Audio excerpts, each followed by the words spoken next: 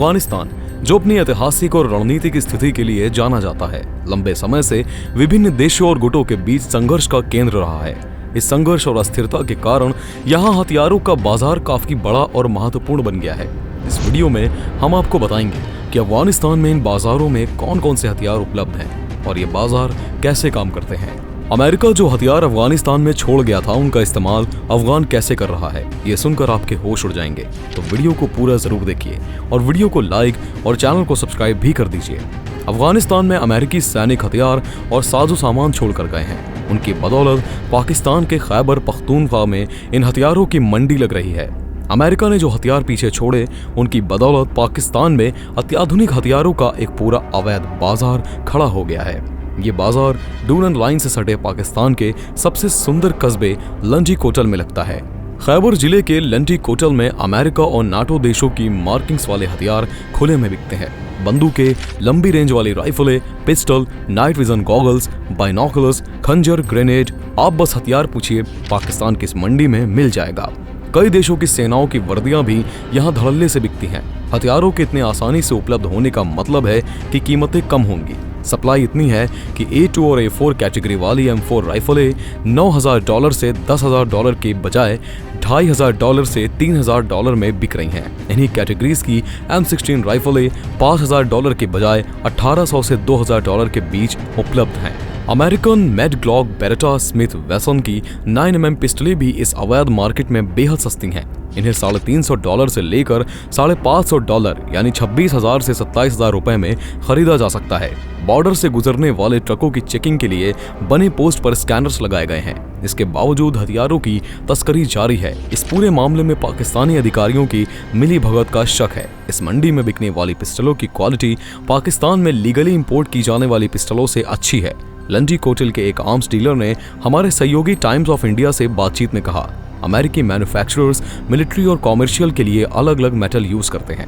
अफगानिस्तान में arms market एक बड़ा मुद्दा है। यहाँ युद्ध और संघर्ष का लंबा इतिहास रहा है। ये मार्केट देश के राजनीतिक और सुरक्षा विकास में महत्वपूर्ण भूमिका निभाता है।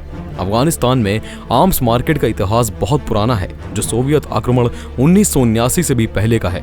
इस समय के दौरान मुजाहिदीन समूहों ने सोवियत सेना के खिलाफ लड़ाई के लिए हथियार खरीदना और जमा करना शुरू कर दिया।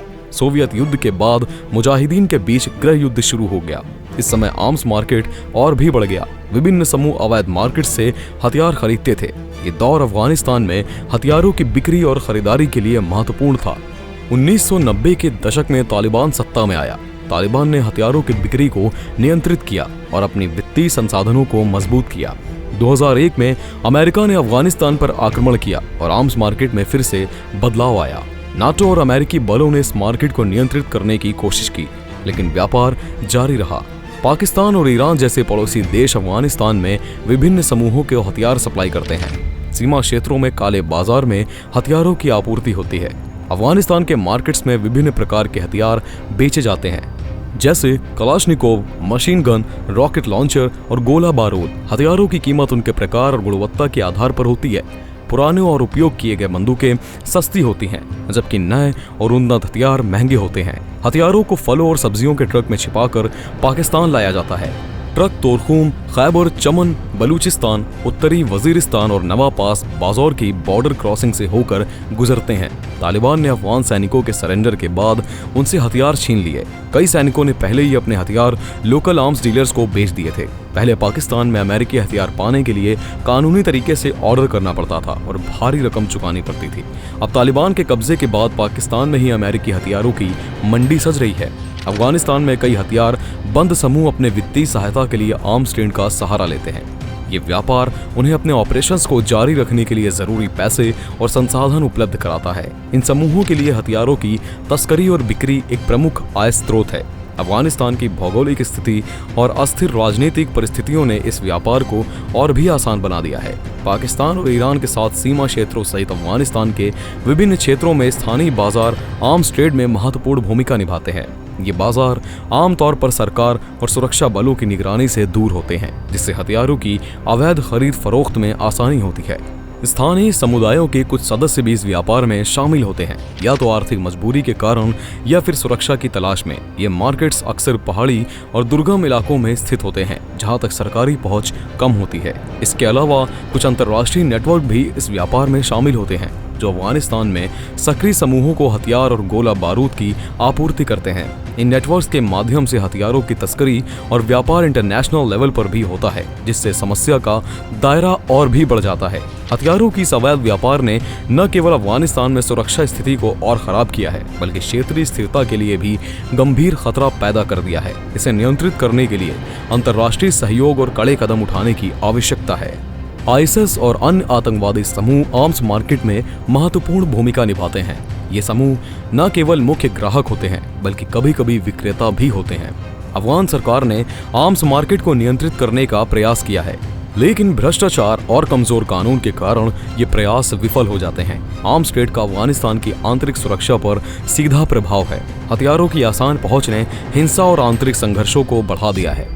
आर्म्स स्मगलिंग अफगानिस्तान की बड़ी सुरक्षा समस्याओं में से एक है। ये स्मगलिंग असुरक्षित सीमाओं और अवैध नेटवर्क के माध्यम से की जाती है। पड़ोसी देशों के अलावा कुछ अंतर्राष्ट्रीय नेटवर्क भी अफगानिस्तान में सशस्त्र समूहों को हथियार प्रदान करते हैं। अफगानिस्तान की असुरक्षित सीमाएं और अवैध नेटवर्क आर्म्स स्मगलिंग को बढ़ावा देते हैं। ये नेटवर्क पड़ोसी देशों से लेकर अंतर्राष्ट्रीय नेटवर्क तक फैले होते हैं, जो अफगानिस्तान में सशस्त्र समूहों के हथियारों की आपूर्ति करते हैं। हथियारों की आपूर्ति इन समूहों को अपनी ताकत बढ़ाने और अपनी गतिविधियों को जारी रखने में सक्षम बनाती है। अफगान सरकार के कमजोर प्रशासनिक और कानून व्यवस्था की कमी के कारण आर्म्स ट्रेड पर नियंत्रण पाना मुश्किल हो जाता है। भ्रष्टाचार भी समस्या को बढ़ाता है, जिससे सरकारी प्रयास विफल हो जाते हैं। अंतर्राष्ट्रीय समुदाय के प्रयासों के बावजूद आर्म्स ट्रेड को नियंत्रित करना एक चुनौती बना हुआ है। अफगानिस्तान की राजनीतिक अस्थिरता और कमजोर शासन प्रणाली के कारण ये समस्या और भी गंभीर हो जाती है। अंतर्राष्ट्रीय सहयोग और कठोर कदम उठाने की जरूरत है, ताकि आर्म्स ट्रेड को नियंत्रित किया जा सके और अफगानिस्तान में शांति और स्थिरता लाई जा सके। अफगानिस्तान में हथियारों की आसान पहुंच और उनका अवैध व्यापार देश के आर्थिक और सामाजिक विकास पर बुरा असर डालता है। इस कारण से निवेश कम हो गए हैं और असुरक्षा बढ़ गई है।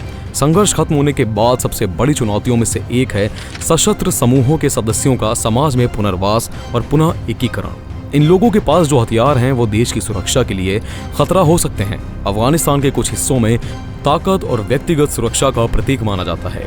यह सोच हथियारों के व्यापार को और बढ़ावा देती है।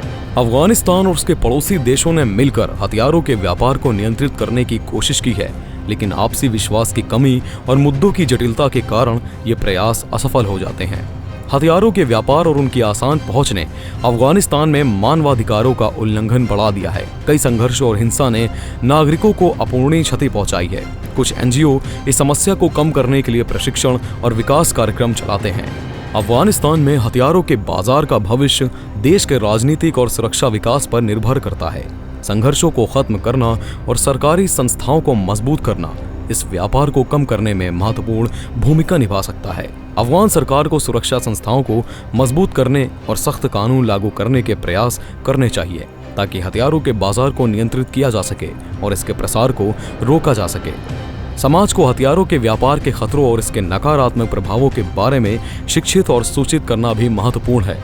अफगानिस्तान में हथियारों का बाजार देश की सबसे बड़ी सुरक्षा और आर्थिक चुनौतियों में से एक है। इस चुनौती का सामना करने के लिए समन्वित अंतर्राष्ट्रीय प्रयासों और घरेलू संस्थाओं के सशक्तिकरण की आवश्यकता है। हथियारों की समस्या का समाधान तभी संभव है जब सभी संबंधित पक्ष मिलकर काम करें और एक साथ कदम उठाएं। दोस्तों, ये जानकारी आपको कैसी लगी कमेंट में जरूर बताएं और वीडियो को लाइक और चैनल को सब्सक्राइब कर दें। धन्यवाद।